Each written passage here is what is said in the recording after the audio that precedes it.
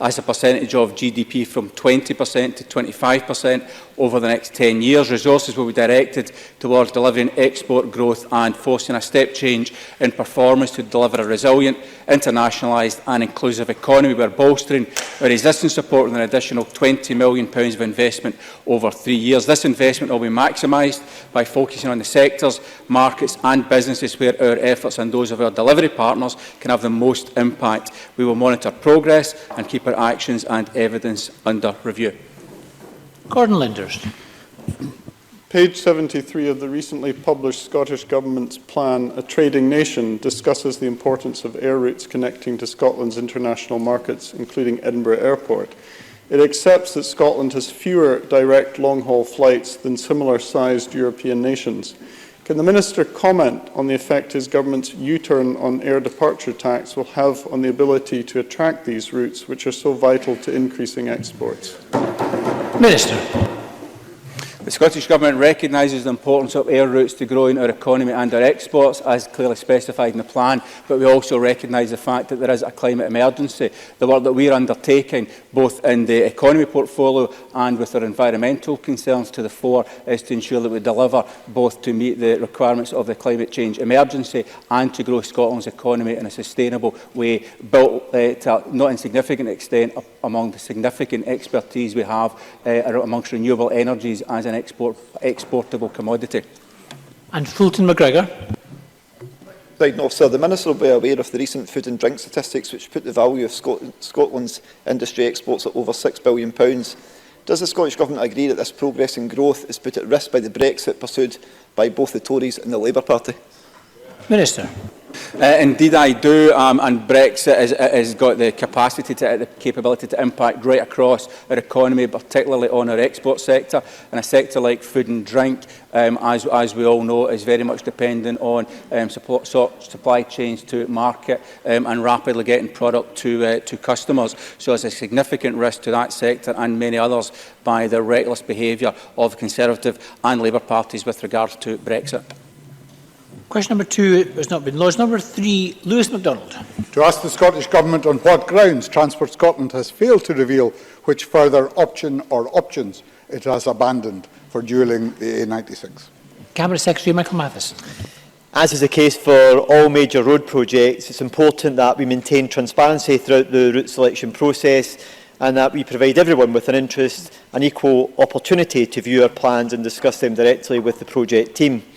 The member is fully aware that public engagement events are due to be held from the 28th to the 31st of May, which will give local communities and road users the opportunity to see and comment on the options being taken forward for further assessment.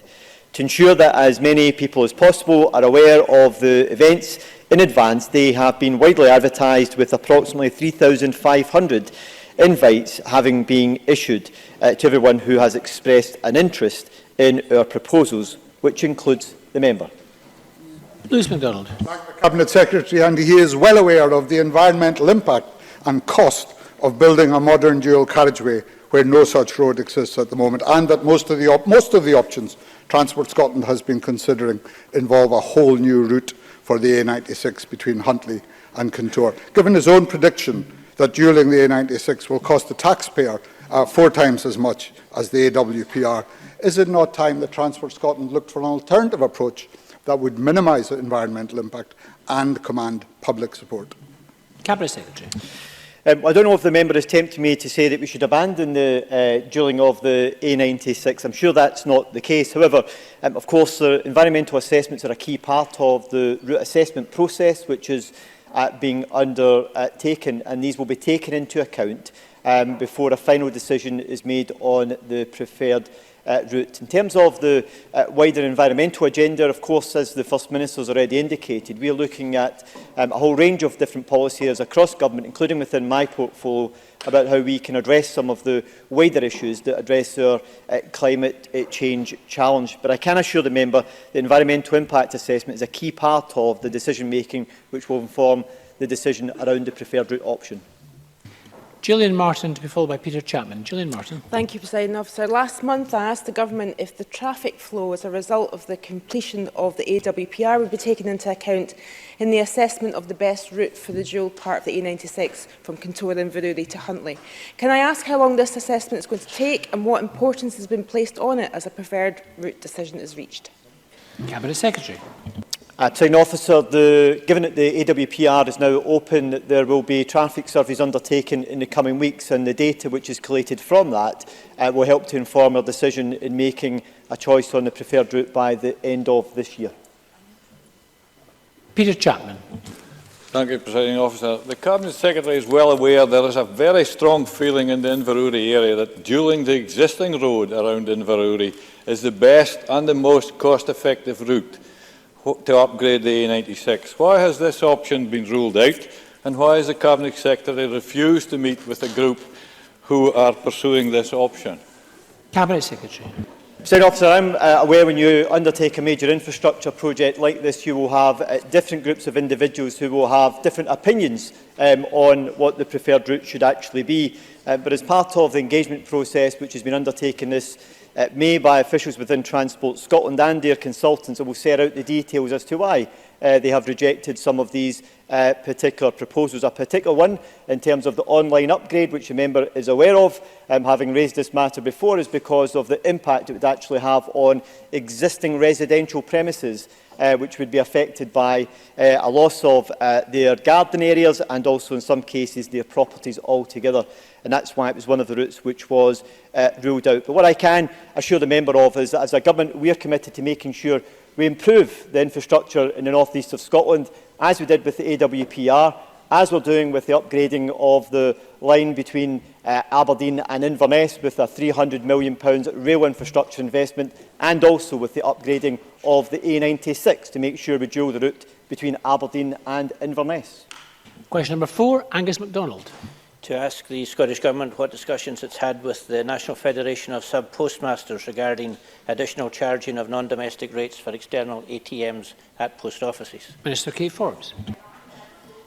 Federation of SubPostmasters about non-domestic rates for external ATMs at post offices, and they specifically commended Angus MacDonald's support for the Federation in that conversation. This afternoon I wrote to them regarding the valuation of ATMs in post offices, but I'm happy to answer any specific queries the member may have. Angus MacDonald. I thank the Minister for a reply. Whilst I acknowledge that under the Community Empowerment Act, each local authority has powers to create rates relief to reflect local needs, does the Minister agree that acknowledgement should be made at government level of the increasing contribution local post offices are making in the wake of significant local bank branch closures?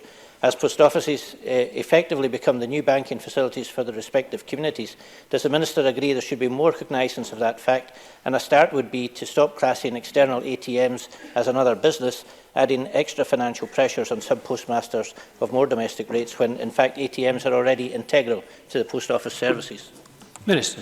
Well, Angus MacDonald is right about the importance of post offices to local communities and economies in Scotland, particularly in light of bank branch closures. And that's why we do have some reliefs in place already, particularly for ATMs in rural areas which are exempt from rating, and that includes buildings in which the ATM is situated if the building is used only for the purposes of the ATM. And there's also relief to post offices in rural areas and post offices with a rateable value under £8,500 that are the only post office located in designated rural areas are also eligible. But I'd be happy to discuss any specific concerns that Angus MacDonald might have, particularly in his more urban constituency. And Bob Doris. Presiding Officer, a post office in my constituency in Postle Park requires to pay rates on the ATM at his premises supplied by Bank of Ireland. Now, these ATMs are the only machines that customers with a post office card account can use. They can't use any others. Does the Minister agree with me that the Pocket Card ATM can be a lifeline to the most vulnerable in society, such as pensioners, the disabled and families on benefits?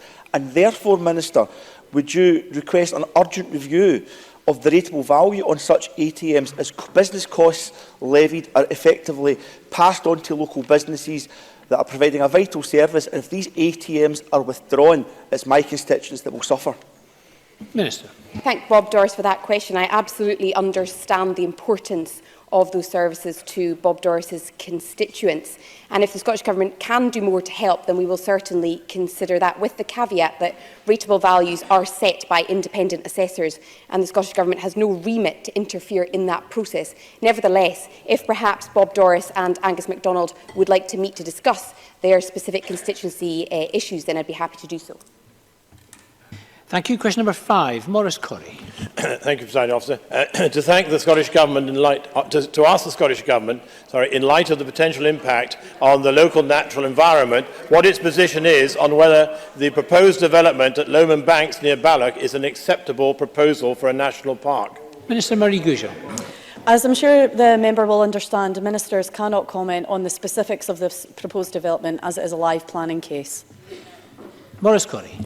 I thank the Minister for her reply. Nevertheless, tourism does not mean that we have to have commercialisation at the expense of the quality of life of local residents. Surely the Minister would agree with me that the Loch Lomond and Trossachs National Park must put residents of Balloch and area first and foremost, particularly when Visit Scotland's trend document, which states that Visit Scotland recognises that, and I quote, friendly locals add to a tourism experience and living in a tourist area has an impact on people's lives. Minister. I would simply defer to the member to the initial answer that I gave him, and just to say that I'm sure that Loch Lomond and Trossachs National Park will consider all relevant information pertaining to this case, because I would emphasise that it's for the National Park Authority as the relevant planning authority to determine the application, and any development must be in keeping with the statutory aims of the National Park and compliant with Scottish planning policy and the development plan. Jackie Bailey.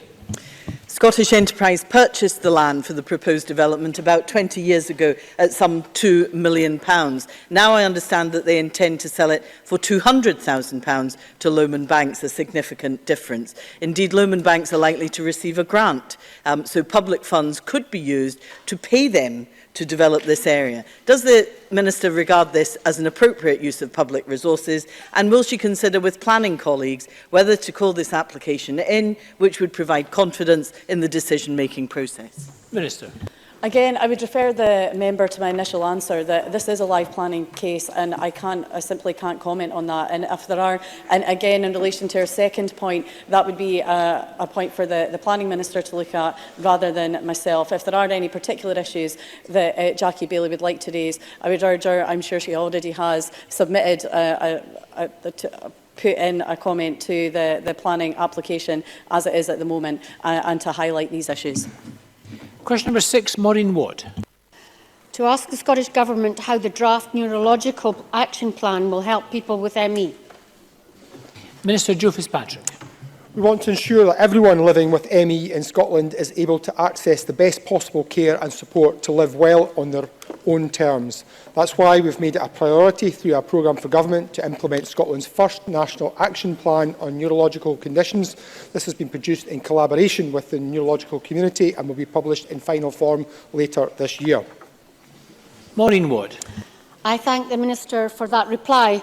I have a very courageous 17-year-old constituent who, despite being diagnosed with ME and having missed substantial periods of school, has gone on to pass 6 of their National 5 exams and hopes one day to attend university. They have expressed concern that ME is not included in the action plan. Therefore, can the Minister take this opportunity to reassure my constituent and others that their opinions will be reflected in the final report? Minister. Firstly, I'd like to congratulate your constituent on their exam results and wish them the very best for the future.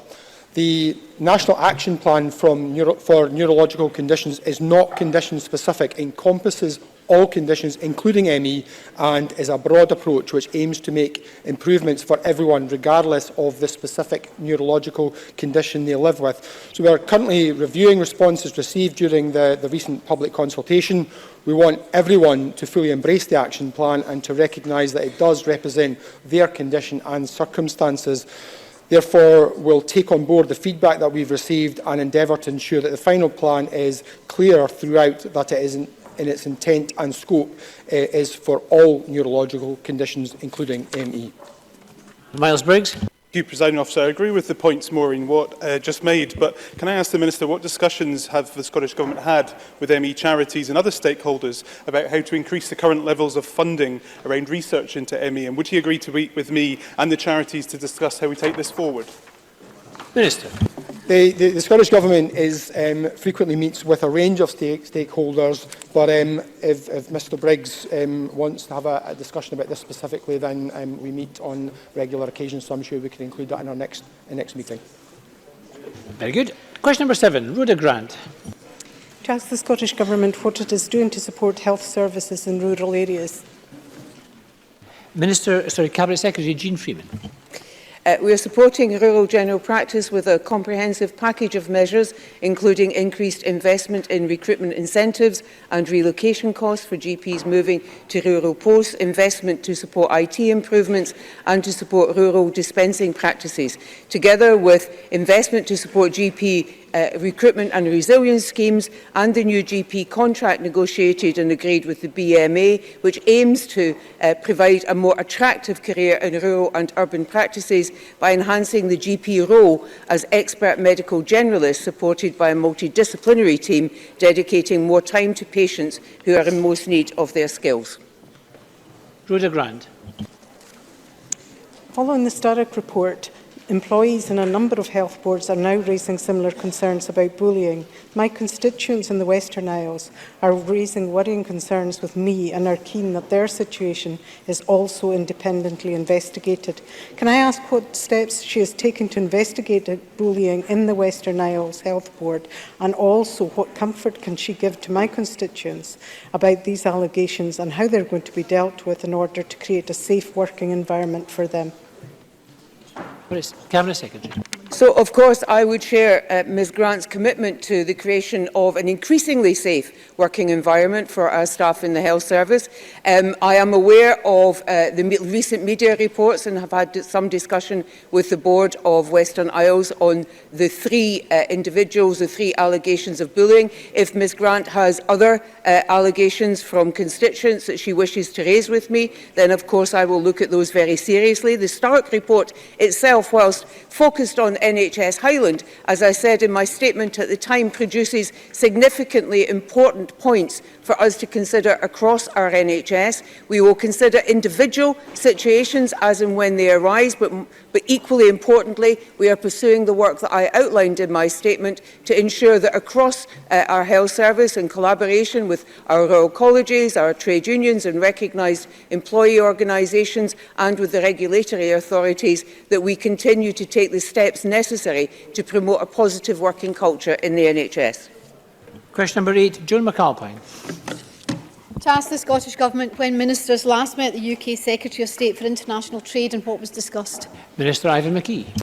The then Cabinet Secretary for the Economy, Jobs and Fair Work met the UK Secretary of State for International Trade on 2nd November 2017. They discussed the UK Trade Bill and the involvement of the Scottish Government in developing future UK trade arrangements. Additionally, I, along with the Cabinet Secretary for Finance, Economy and Fair Work, are due to meet the Secretary of State on Friday of this week. We will take that opportunity to impress the importance of Scottish involvement in the negotiation and approval of any future trade deals that may be signed by the UK post-Brexit. Joan McAlpine. I thank the Minister for that answer. The Parliament's Culture, Tourism, Europe and External Affairs Committee recently took evidence from expert trade negotiators who told us that it was vital that devolved administrations were consulted ahead of any negotiating position being reached on future trade deals, and they also said that the UK Government ought to be able to exclude Scotland's NHS from any future UK-US trade deal. Has the UK Government engaged with you on those particular matters, and do you expect them to? Minister.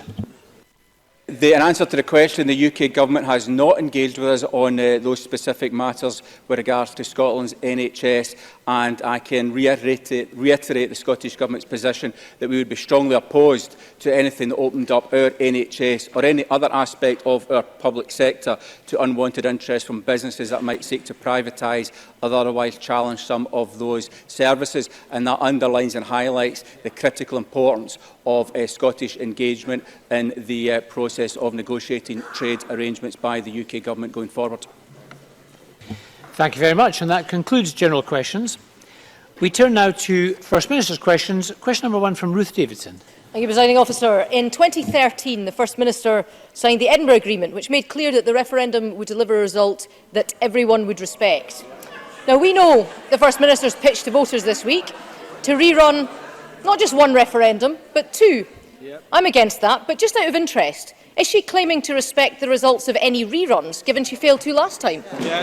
First Minister. Well, of course, I'm glad that from that question, Ruth Davidson now appears to be conceding that the people of Scotland should get a choice of independence. Obviously, the Prime Minister's change of heart on second referendums is catching, Presiding Officer. But, you know, let's look back to 2013, because in 2013 I seem to recall that one Ruth Davidson, who may be recognised by many inside and outside this chamber, said to the people of Scotland that we had to vote against independence to secure our place in the European Union. What is happening now? The people of Scotland face being taken out of the European Union against our will. But tomorrow, of course, in the most important European election in our country's history, people across Scotland have an opportunity to send a message, and the message people in Scotland should take the opportunity to send is this one: Scotland's not for Brexit, Scotland is for Europe. Ruth Davidson. This isn't about respecting democracy or anything of the sort. This is about the First Minister using everything that she can lay her hands on to push for the only thing that she cares about. As she confirmed on the Andrew Marr programme at the weekend, even if the UK did vote to stay in the European Union, she'd still insist on rerunning the independence referendum. This is about demanding more referendums until people are browbeaten into giving her the result that she wants. Yeah. Isn't it the case that she's only interested in democracy when it goes her way? Yeah. First Minister. The difference perhaps between Ruth Davidson and I is this: I've got principles and I stick to my principles.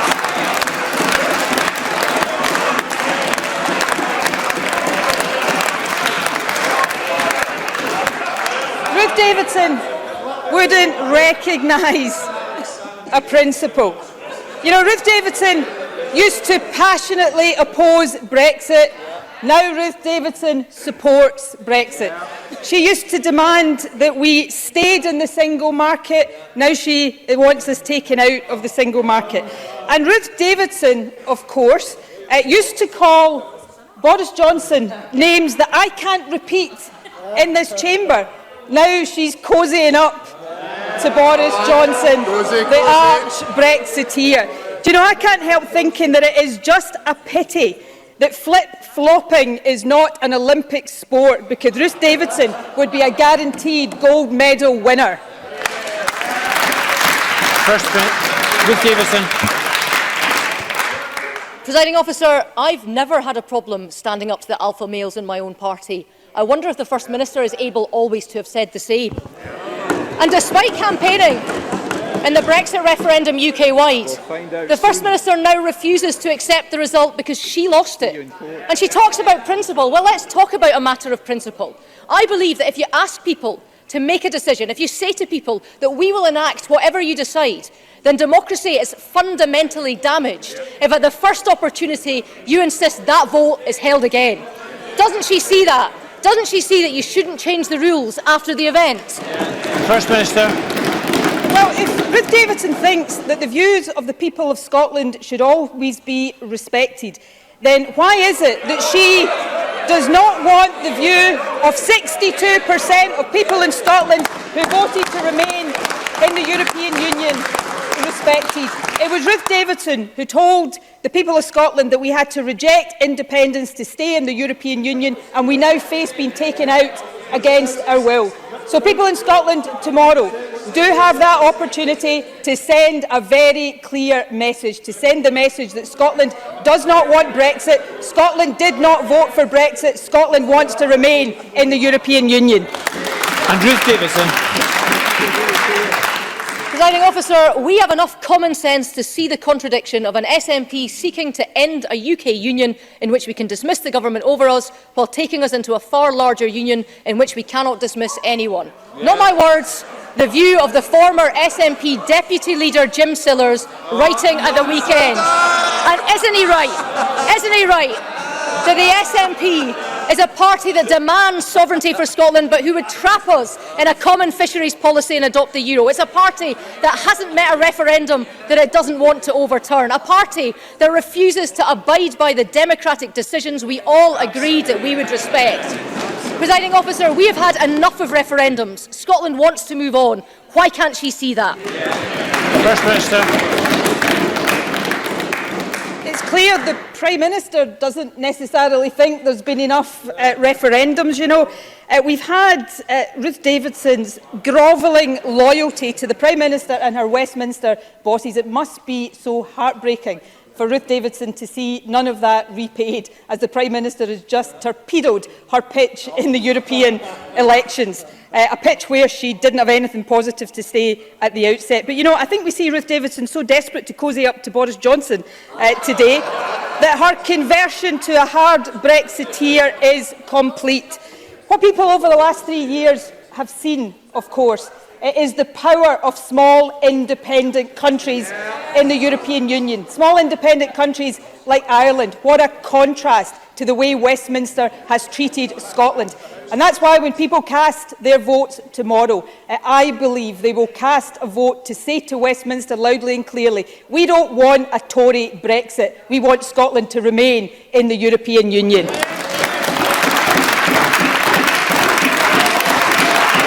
Question number 2, Richard Leonard. Can I refer members to my register of interests? Presiding Officer, 3 weeks ago I raised with the First Minister a new Scottish TUC report entitled Broken Promises and Offshored Jobs. That report concluded that fewer than a third of the jobs promised in the renewable energy sector in Scotland have been delivered. So does the First Minister agree with me that in light of this record, it is even more essential than ever that the fabrication contract for the EDF Renewables Niash Na Goya offshore wind installation is awarded to yards and workers in Scotland? First Minister. Fully support the trade unions in the campaign to bring contracts and jobs to these yards. Clearly, it would not be appropriate for me to comment in detail on contracts that are not yet awarded. However, I think my support for BIFAB and for the renewable industry in Scotland is very well known. I think we have seen today one of the contrasts between this government and our counterparts in the UK government. It is because we intervened with BIFAB that company still exists today, able to compete for contracts. I want to see more of that work come to Scotland. That's why the Scottish Government convened a summit a couple of weeks ago, attended by the trade unions. It was very positive, and we will continue to work with them to make sure that as Scotland leads the world in the transition to a carbon zero future, then people in Scotland benefit from the many jobs that will come with that. Richard Leonard. Just last week, EDF boasted that they were creating 60 new office jobs in Edinburgh. But this is a renewable energy contract worth £2 billion, just 10 miles off the coast of Fife, that would generate over 1,000 green manufacturing jobs in Fife.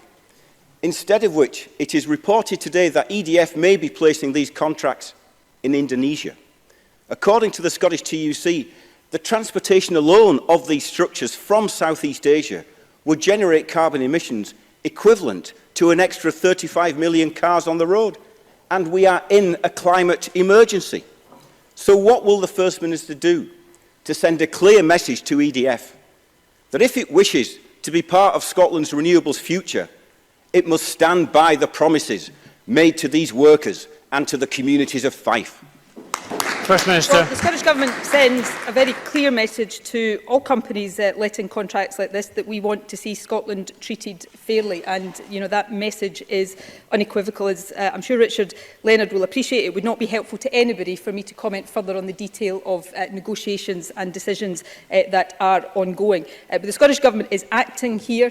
We are acting in partnership with the trade unions. The summit I referred to a moment ago, after that summit had taken place, Gary Smith from the GMB, Pat Rafferty from Unite said that they left the summit confident that the Scottish Government shares our determination to make sure we get our share of the renewables manufacturing bonanza, and that they will take all necessary measures within their powers to do this. So we will continue to work with the unions and others, also with the UK Government. Unfortunately, not all of the levers over this lie within our hands. But the Scottish Government took the action that we took to save BIFAB because we do want to see it have a positive, prosperous future, and we are determined to do everything we can to ensure that that is the case.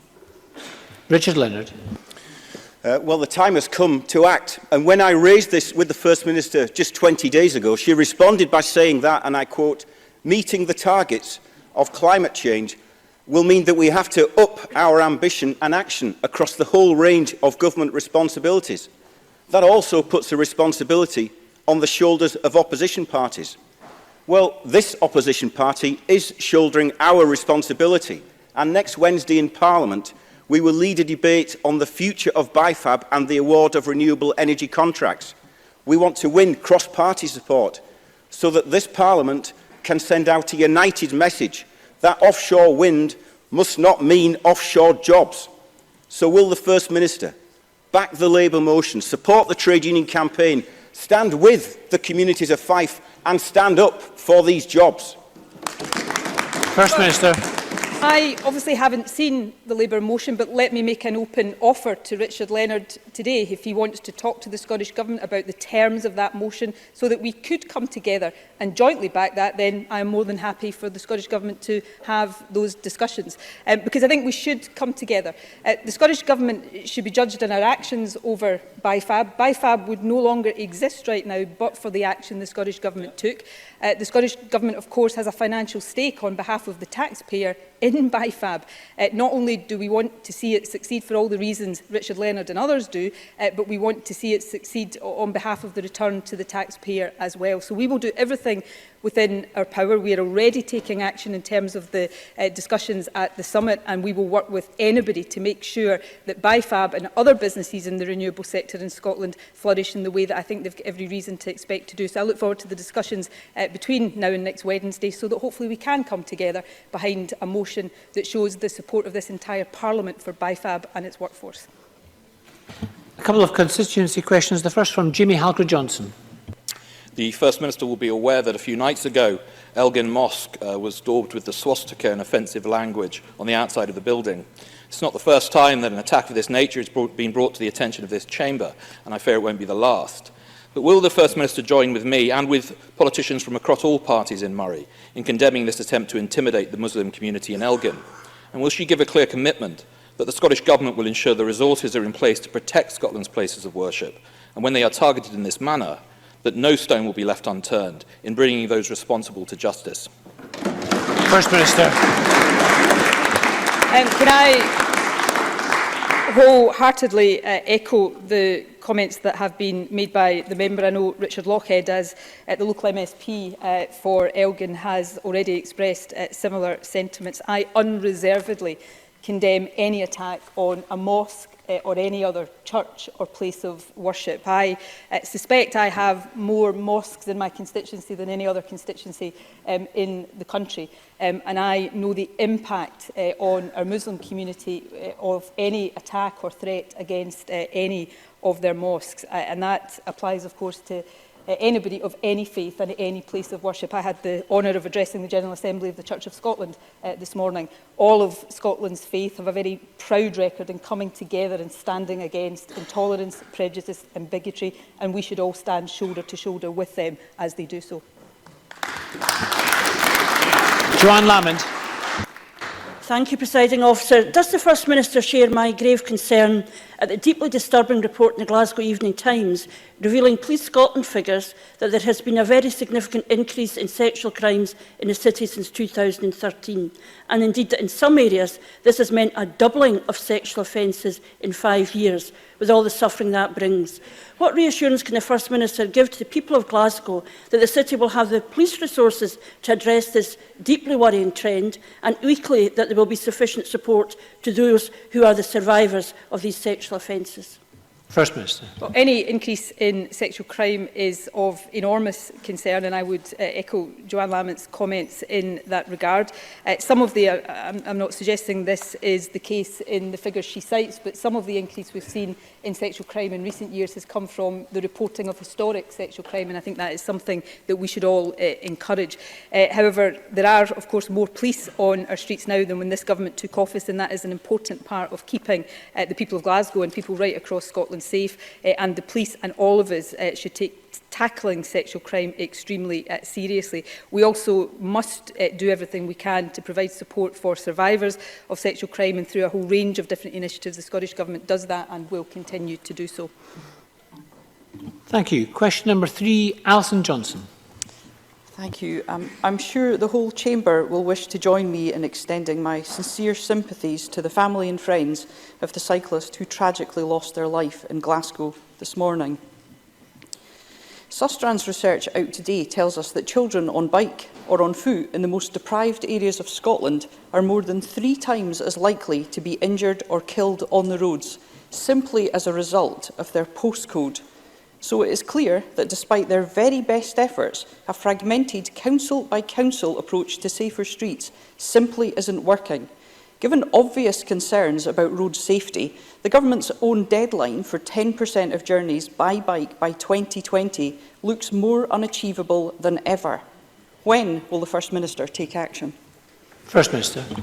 Well, firstly, can I also take the opportunity to convey my deepest condolences to the family and friends of the cyclist who tragically lost her life in Glasgow this morning. The tragic incident took place in one of the busiest roads in my constituency, and I know it will have shocked people locally, but I'm sure all of our thoughts are with the women's loved ones.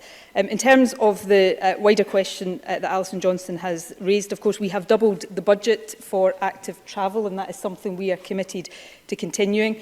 We did set out the vision in the Cycling Action Plan for Scotland that by 2020, 10% of everyday journeys would be by bike, and there are some signs of progress. In 2017, for example, for commutes of 5 miles or under, 4% of people cycle to work, but the proportion of Edinburgh residents cycling as their main mode of travel to work increased from 6% to just under 10%, that increase being over the last 10 years. So we are determined to build on this progress to encourage cycling as part of a commute, which may also involve public transport. But this is an important part, of course, in our ambitions around keeping the population healthier, but also tackling climate change. Alison Johnson. Thank the First Minister for her response, but let's bear in mind that that budget that was doubled is increased from 1.5% to 3% of the transport budget. It is tokenistic. Reducing speed limits is one of the cheapest ways to make our roads safer for everyone. They're not safe enough. That's why currently 3% of journeys in Scotland take place on a bike. Now, the First Minister of Wales has announced that 20 miles per hour will replace 30 miles per hour as the default speed limit, mirroring the Members' Bill that is currently before this Parliament. Meanwhile, the Transport Secretary has rejected calls from SNP-led councils, including Glasgow and Edinburgh, to follow suit. Dozens of organisations, including the British Heart Foundation, the Royal College of Paediatrics and Child Health and the Poverty Alliance, back a default 20 mile per hour speed limit. With Scotland now lagging behind Wales, will the First Minister give the leadership needed to make our streets safer for everyone? First Minister. Well, Firstly, I would say to Alison Johnson, I don't think investment of £80 million a year, which is the active travel budget, is tokenistic. I do understand that many people want to see that increase, and we will continue to work hard to increase that in light of the other budgetary pressures that we face. In terms of speed limits, of course, Mark Ruskell's bill is currently before the relevant committee for stage 1 scrutiny, and I will give a commitment today that we will consider the stage 1 report from the committee carefully when that is published. We've always been clear that 20 miles per hour speed limits are a good idea when implemented in the right environment, and obviously the bill has two different issues which I think it is important to ensure are not conflated. The first is whether 20 mile per hour speed limits are beneficial, and we certainly recognise that.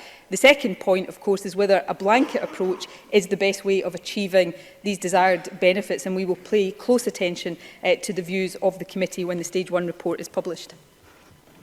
A number of supplementary questions. The first from Shona Robertson, to be followed by Liam Kerr. Shona Robertson. Today, a damning report on UK government policy was published by the UN Special Rapporteur on Extreme Poverty and Human Rights, which on welfare reform stated the DWP had been tasked with designing a digital and sanitised version of the 19th century workhouse made infamous by Charles Dickens. While just published, perhaps the First Minister could provide her initial reaction and set out what the government is doing to tackle poverty. First Minister. Well, can I thank Shona Robertson for raising this important issue. The report published today from the UN Rapporteur is shocking, and frankly it should shame every member of the UK government.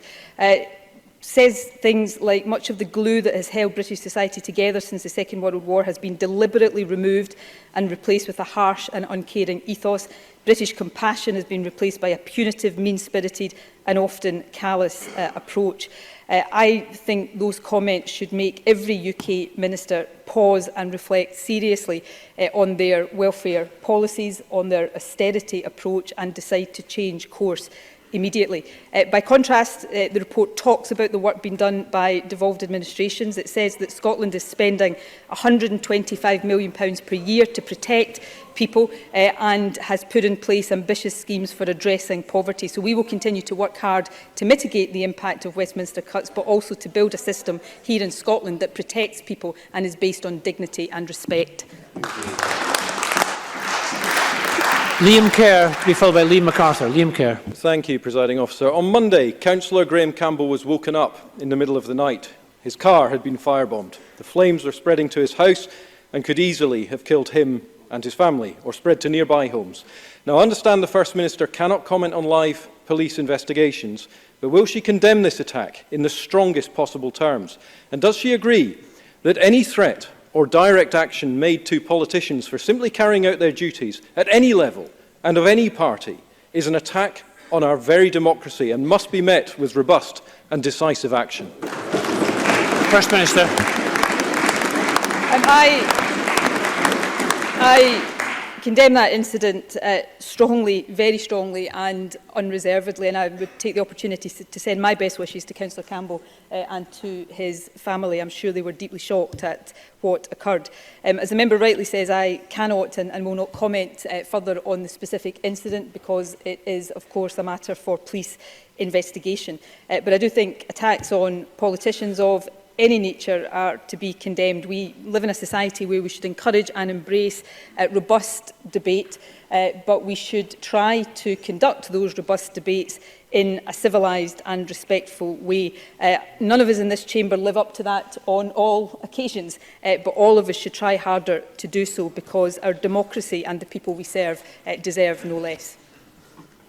Liam MacArthur, to be followed by Keith Brown. Liam MacArthur. Thank you, President Officer. In 2011, chaotic filing of documents relating to undercover police operations was followed by officers being sent to buy an incinerator and petrol, taking documents to wasteland, then setting them alight. After a separate civil action and reporting by the Sunday Post, the debacle is now considered serious enough to call in the Met for a further review. The Chief Constable says this recognises the need for public confidence in, quote, the vital area of covert policing. Does First Minister agree with me, therefore, that a Pitchford-type inquiry into other alleged abuses relating to undercover policing in Scotland is also necessary to maintain that confidence? First Minister. Well, can I thank Liam MacArthur for raising this issue? As he said, an external police force has been asked to investigate the concerns that have been raised there. And I think the Chief Constable is absolutely right to recognise the seriousness of this and to take the action that has been taken. I think it would be wrong, in light of that, for me to preempt the outcome of that investigation. But when it has concluded, I'm sure both the Chief Constable and if there are any lessons or questions that are raised in that for the Scottish Government, that these will be properly addressed at that time. Keith Brown, do you still... Yes, Keith Brown. Thank you, President Officer. Can I ask the First Minister whether she has read the report on the extensive delays to the replacement system for airway for the emergency services, currently said to be at least £3 billion over budget and many years past its due date? In addition to the delays and massive cost overruns of Crossrail, does this not prove that we should never let the Tories near infrastructure projects in Scotland? First Minister. Well, the record of the Conservative Westminster Government in delivering infrastructure projects on time, on budget, or indeed at all, is not a particularly strong one, by contrast, of course, to the record of the Scottish Government. Keith Brown is right to raise concerns particularly about airwave. There have been and will continue to be discussions between the UK Government and the Scottish Government on this issue. But the more responsibilities, of course, over these matters that we hold in this Parliament, I think the better for all of us. And John Finney to be followed by Monica Lennon. John Finney. Serious public concerns about Scotland's fish farming industry, as highlighted by the Panorama programme the other night. And does the First Minister share the Rural Economy Secretary's view that we must, and I quote here, must be better at recognising and celebrating the good environmental credentials of this industry? When it comes to fish farming, First Minister, is it growth at any cost? First Minister. I don't think it should be growth at any cost in any sector of our economy. I do recognise the concerns that people have about the environmental sustainability of aquaculture, its impact on wild salmon in particular. We are committed to sustainable aquaculture and wild fisheries. Both are dependent on the environment. Aquaculture, salmon farming is important economically, but I think all of us would agree that it must be delivered and developed sustainably with appropriate regulatory frameworks which minimise and address environmental impacts. And I know that the industry shares that view. Monica Lennon to be followed by Graham Simpson. Monica Lennon. On Sunday, all opposition parties supported a campaign to stop processed meats containing nitrites from being served in schools and hospitals. Does the First Minister agree that nitro meats should be or should no longer be served in Scotland's schools and hospitals? And will she commit to a timetable to ending this? First Minister. There are, of course, international standards here that we will fully comply with. We are absolutely committed to supporting the health and well-being of children, and schools have a key role to play to provide balanced, nutritious food and drink every day, and our regulations help to ensure that this is the case. Following a review of the regulations, the Scottish Government consulted on proposed changes, which included a proposal to introduce a maximum level of red and red processed meat served in schools, and will publish a consultation report by the end of this school year. And Graham Simpson to be followed by Jenny Mara. Thank you. Last week, the Scottish Land Commission gave ministers its initial advice on land value capture. Can the First Minister say how the government plans to take forward this important work? First Minister. Well, we welcome the report by the Scottish Land Commission. We are interested in more effective ways to capture land value uplifts to pay for enabling infrastructure. But as the Commission notes, this is a very complex area, and any attempts to capture land value uplifts must be done in a fair way, which doesn't impact on the availability of land for development or the supply of new homes. So we will consider the recommendations in detail, and we will then set out our proposals to take forward work in this area following the completion of the planning bill. Jenny Mara to be followed by Maureen Watt. Jenny Mara. Presiding Officer, the First Minister will have read the interim report on mental health in Tayside. My thoughts are with all the families affected by this report and its terrible findings. The Mental Health Minister this afternoon announced another board of governance, but there are no actions to guarantee patient safety while we await the final report. Will the First Minister escalate NHS Tayside back to level 5 so the board has the support and supervision it needs to guarantee patient safety over the coming weeks? And will she also instruct NHS Tayside to halt mental health service redesign, as David Strang recommended in his report, at least until his final report is published? First Minister. Well, in terms of patient safety, of course, the Healthcare Improvement Scotland report also addressed these issues, and NHS Tayside, of course, is undertaking work in light of that. I want to take the opportunity today to thank David Strang for his interim report. It is an interim report, but it highlights a number of areas where there are clearly issues that must be addressed, and my thoughts too are with all of the families that have been affected. NHS Tayside, which commissioned the inquiry, have committed to learning from the interim report, and we look forward to David Strang bringing forward his final recommendations. The Mental Health Minister met with the Board Chair and Chief Executive and the Integrated Joint Board yesterday to seek assurances about progress in relation to improvement work required, and she has been clear in her expectations that the Board and the IGB that work must be undertaken in Tayside to ensure the appropriate quality and standards of mental health services that this government expects, and I want to reiterate that expectation today.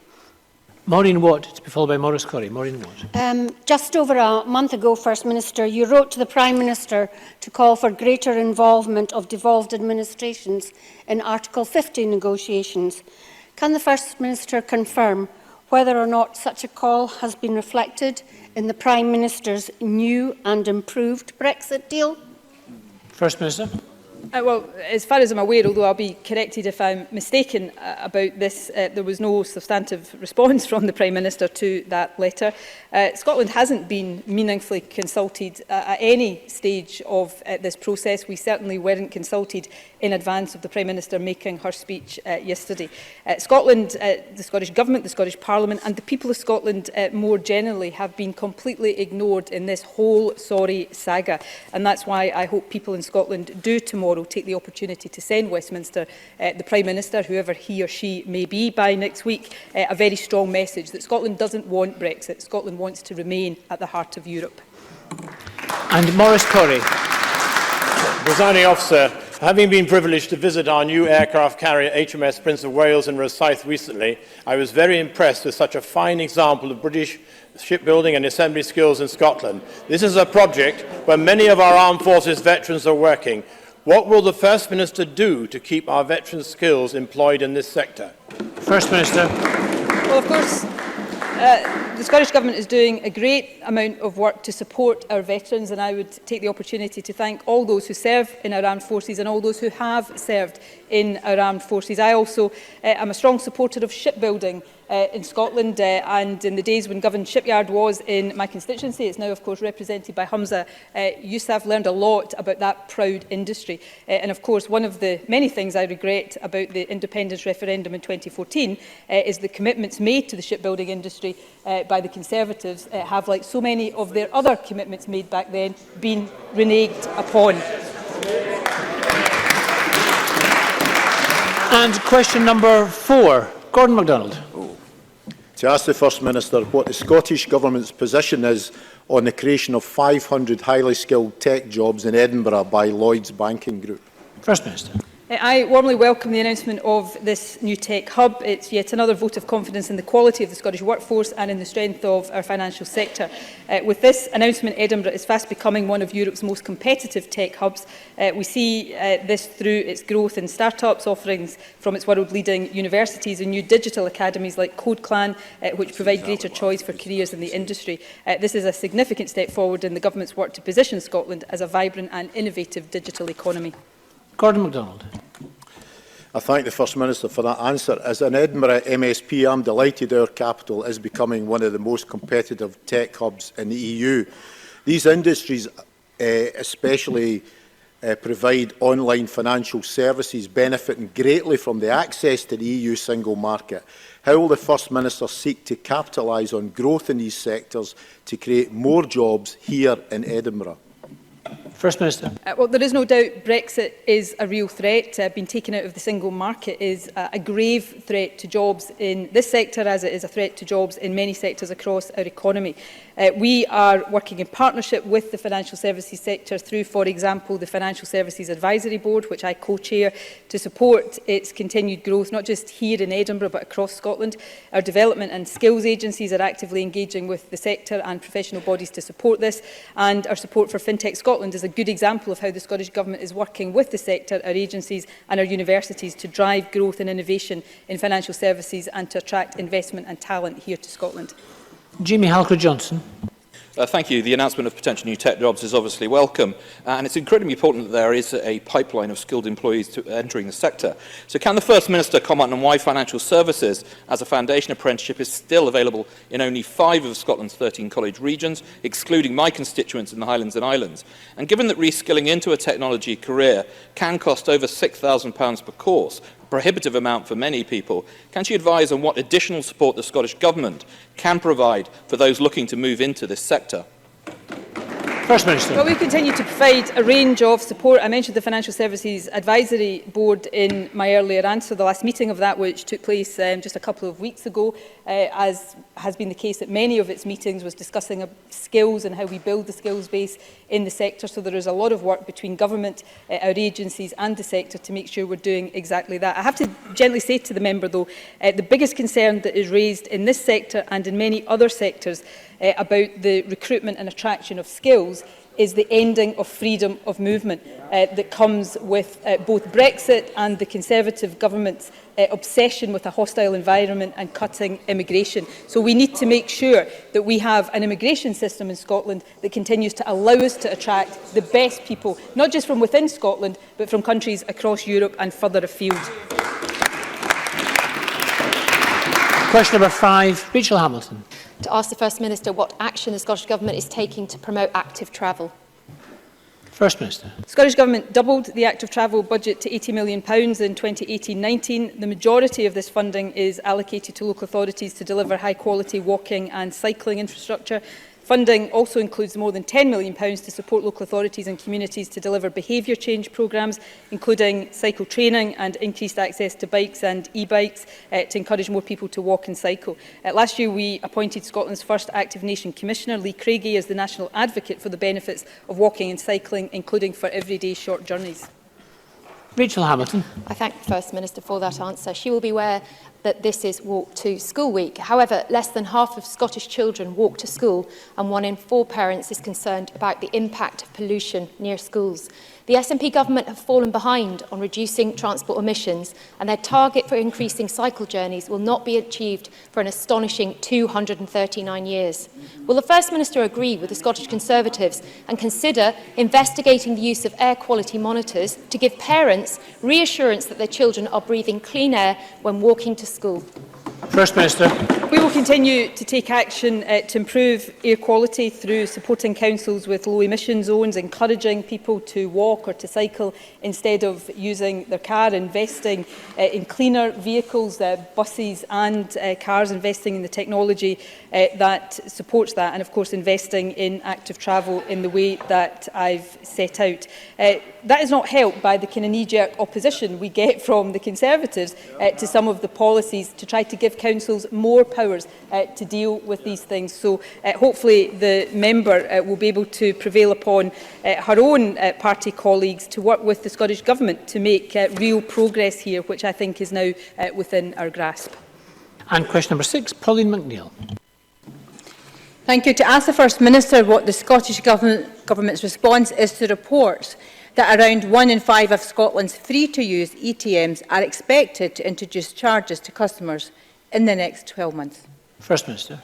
The ability to freely and easily access cash is essential, particularly for small businesses and those in our most vulnerable communities. That's why the Minister for Public Finance and the Digital Economy has repeatedly urged the Economic Secretary to the Treasury to appoint a regulator with sole responsibility for cash infrastructure. And we will continue to urge link and ATM operators to protect the ATM network to ensure that cash remains accessible to all. Pauline McNeill. I thank the First Minister for that answer.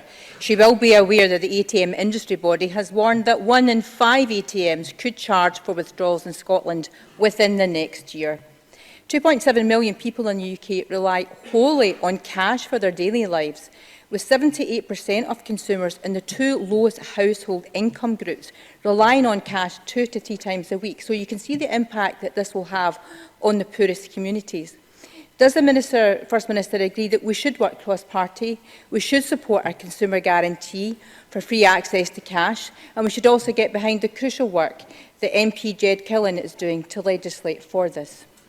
First Minister. I'm very happy to work and cooperate cross-party on this issue. It is the case that cash payments remain an essential part of day-to-day life for many, but especially for vulnerable consumers, for smaller businesses and for those who live in our rural communities. Many of the levers here, of course, do lie with the UK Government, which is why the Scottish Government Minister has pressed the Economic Secretary to the Treasury, supporting the Which campaign to ensure that cash does remain accessible to all. So we will continue to press the UK Government, and we look forward to having the support of parties across the Chamber as we do so. John Mason. Thank you very much. I wonder if the First Minister would agree that as well as charging for ATMs, it's even worse when the ATM is removed altogether. And in fact, in my constituency, 2 of the 8 branches are currently about to be closed by Santander and Clydesdale. The risk is that we also lose the ATMs completely from that area. And will she and the Government continue their pressure on the UK Government as far as possible to try and put pressure on the banks? First Minister. Ongoing dialogue with banks. They will say the pattern of custom is changing, but we also point out that in many communities, including the communities that John Mason represents, people do rely on having access to banks and indeed access to ATM machines. I know that John Mason and his MP colleague David Linden are campaigning on these bank closures, and I wish them well with that. So we will continue to have these conversations with banks, and we will continue to press the UK Government to use the powers and levers at their disposal to get the fairest possible deal for consumers. Dean Lockhart. Thank you. First Minister, you said that you are concerned about the declining free-to-use ATM network in Scotland. If that's the case, why is your government the only one in the UK to charge business rates on post office ATMs? Because this is forcing many of them to close or introduce charges. First Minister. Well, firstly, this is an issue that was raised by the Post Office. They were in Parliament actually just last week, and it's one I've given an undertaking to them that we will look into. But I think, as anybody will point out, there are a whole multitude of reasons behind the closures, and it's important that we address that in its widest sense. So where there are responsibilities of the Scottish Government, we will not shy away from those, but we will continue to press the UK Government to take the action they can take to ensure a fairer deal for those who rely on banks and ATM machines. Bob Doris.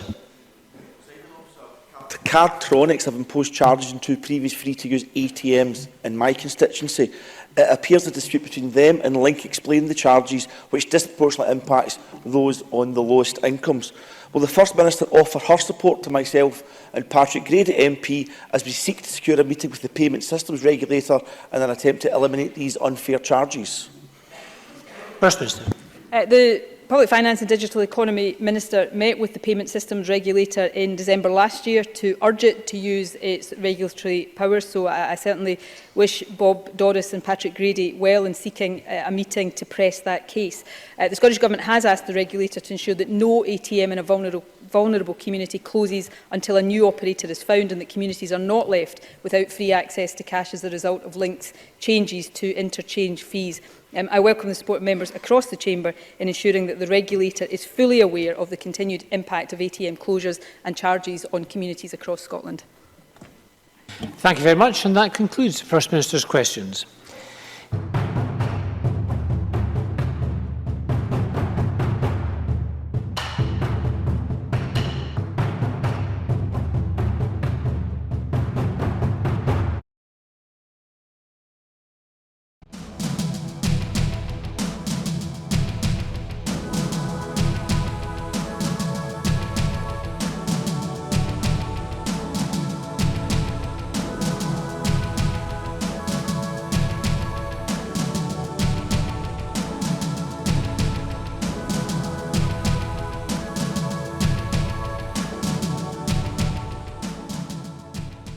Well, it's lovely to be out on such a sunny evening in Edinburgh, but it's a shame that we have to be out tonight protesting against the two-child cap and the rate clause.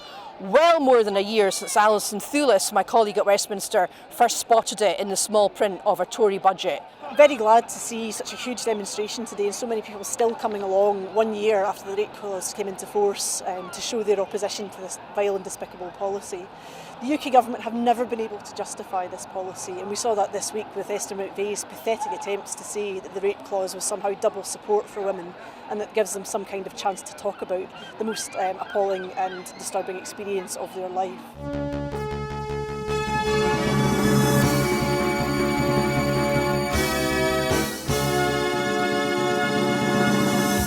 As you can see behind me, we're at the very beginning of the All Under One Banner rally. You can obviously hear the pipers behind me as events are about to kick off.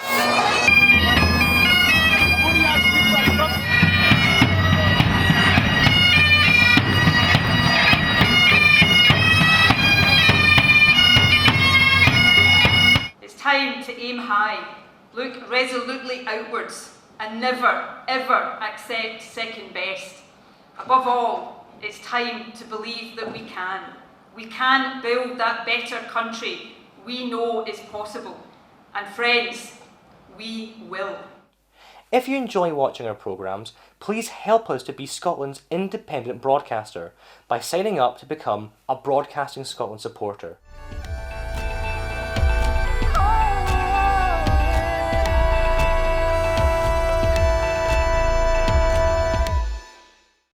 Wherever you stand, get the fresh view of what's happening in Scotland with iScot. Celebrate everything about our country with intelligent, in-depth insight from lifestyle, culture to puzzles, and all the opinions you'll need. Whether it's digital or by post, subscribe now to iScot.